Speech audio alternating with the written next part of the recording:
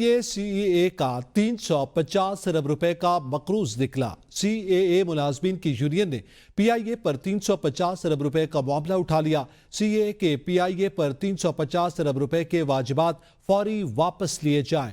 DG civil aviation authority को CAA union general के secretary ने मरासला लिख दिया। PIA की निजकारी का मामला तेजी से आगे बढ़ रहा है। ये बड़ी रकम फौरी CAA वापस दे।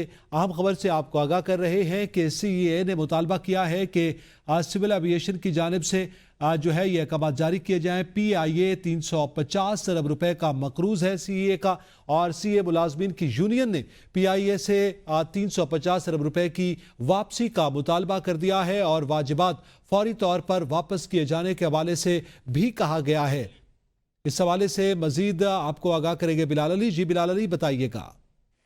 आज बिल्कुल PIA सिविल एविएशन का 350 अरब रुपए का मकरूज निकला है।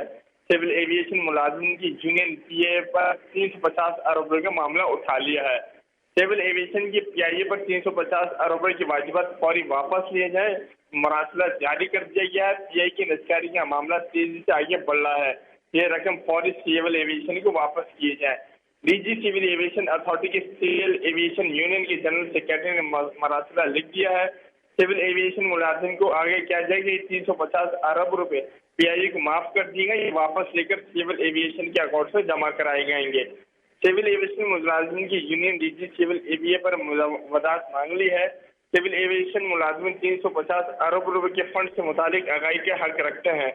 सिविल एविएशन ने चल मार्केबल किस्तों में 350 अरब रुपए के फंड अपने अकाउंट से PIA को दिए थे। खत का मतन है। जी बहुत शुक्रिया बिलाल अली।